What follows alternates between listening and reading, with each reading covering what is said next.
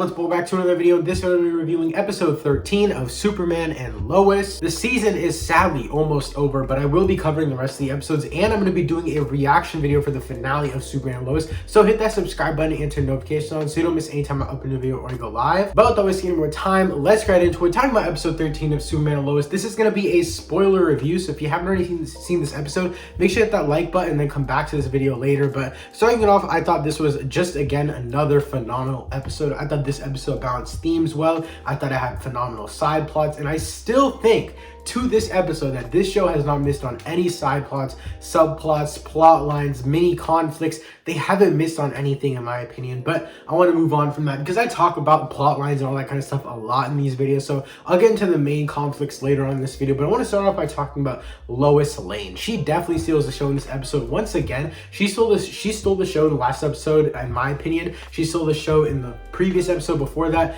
Lois Lane feels like she's the center of this show, and I love that so much because you would think in the Superman and Lois show that Superman would be the one stealing the show, having all of the light over Lois, but no.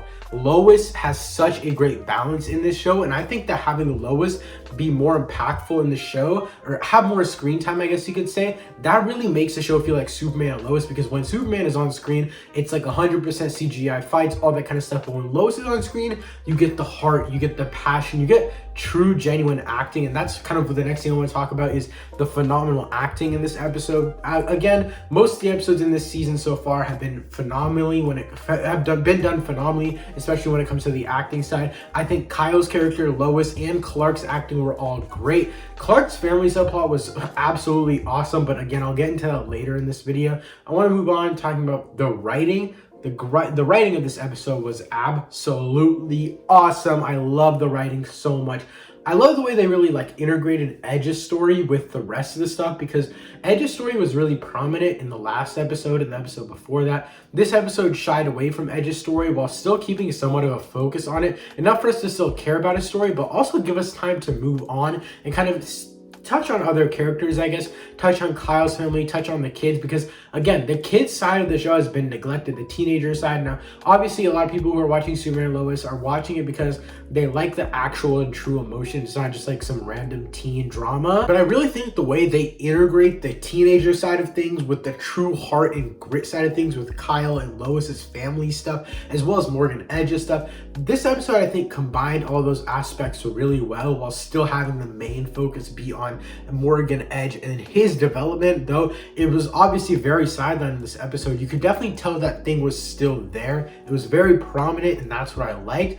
It kind of felt like, yes, okay, yeah, obviously it was like put in the back burner, like we had to focus on other things, but it focused on other things just enough to keep me eerie and waiting for when they were going to show Edge again. But at the same time, I still enjoyed every single moment on screen with the teenagers, or with Kyle's family, or with Lois's family. I enjoyed every single moment of it. And also another thing I really loved this episode was the camera work. The camera work made this episode feel like a movie. I'm gonna be honest, this might be the most perfect looking episode when it comes to cinematography, camera work, and all that kind of stuff.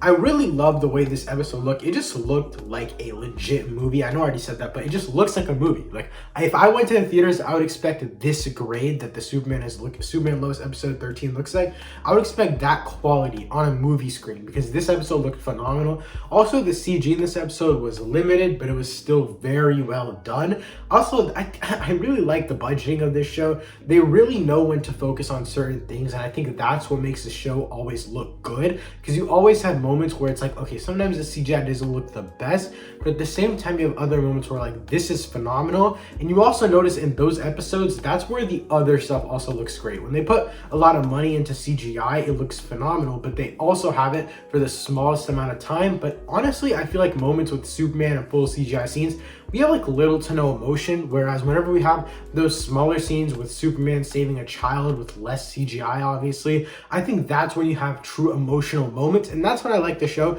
That's when I think the show is at its best. Also, I really liked how this episode focused on the small scale of things. It focused on Kyle's story a lot, and I think that's one thing that this show has been neglecting a lot through these past few episodes. Last episode, we got a lot more of Kyle's family story about how they're getting sidelined from the rest of Smallville, and how the mayor doesn't really, or this episode was mostly how the mayor doesn't really trust them. He lies to them and tells them that he's on their side, but he's really not, and he gets caught by that. I really love this storyline, the side story with Kyle, and I think that's what elevates this episode so much. When it comes to small scale, this episode also focused a lot on the kids and the teenagers, which I really like because the last few episodes they've been really getting neglected. It was definitely cheesy. The plot itself was very cheesy.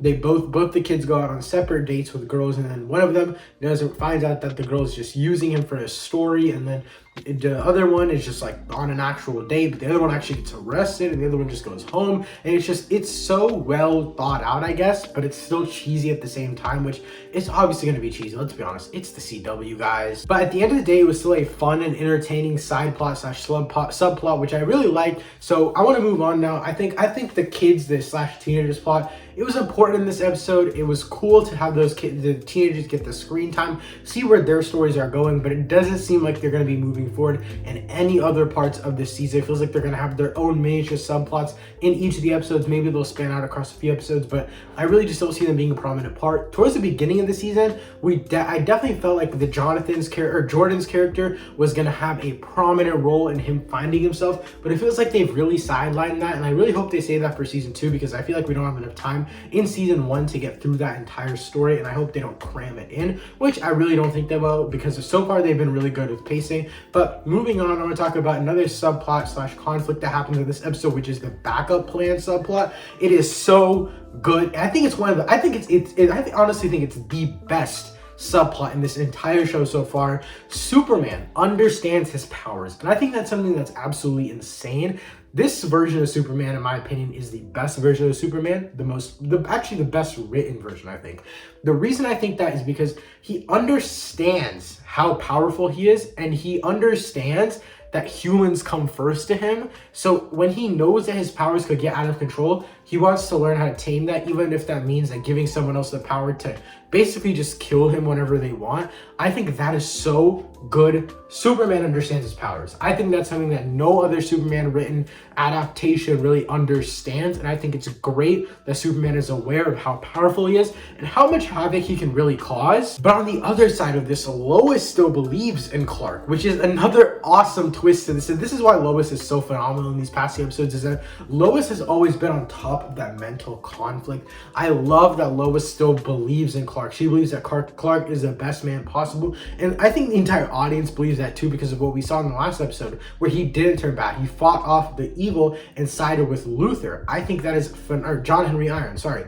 And so I think it's phenomenal that we're seeing Lois be like, she wants to side with Clark, but Clark doesn't want to side with himself. I think that's what makes this conflict so good, and that's why I think that this is one of the best subplot / conflicts in the entire series so far. But moving on to the final thing I want to talk about, which is Tao betraying his father. So Tao / Morgan Edge, he basically betrays his father by the end of this episode, and at the end of the episode, his eyes turn blue. I literally have no idea what this means. I'm gonna be honest, I have no clue at all what this power stuff is. The final part where he like starts levitating and then like he shoots like blue stuff, it's so badass, and I love every second of it, but I still don't understand it really. So Tao basically kills a bunch of military people and escapes, and then Superman goes to find him, and then he doesn't find him, and then he sees him by the sun, and he's like absorbing some sun power. I'm gonna be honest, I don't understand what's going on, but I love it. It's interesting, and the plot is thickening. I love this show. If you guys have seen episode 13 of Superman and Lois, let me know what you thought in the comments down below, because this episode was absolutely crazy. The emotions, the action, the storytelling, the camera work, the writing, honestly, just dialogue overall. I love this episode so much. Again, let me know what you thought of it in the comments down below. If you guys are new around here and you guys did enjoy this review, make sure to hit that subscribe button and turn notification on so you don't miss any time I upload a video or go live. Thank you so much for watching. I'll see you next time. Peace.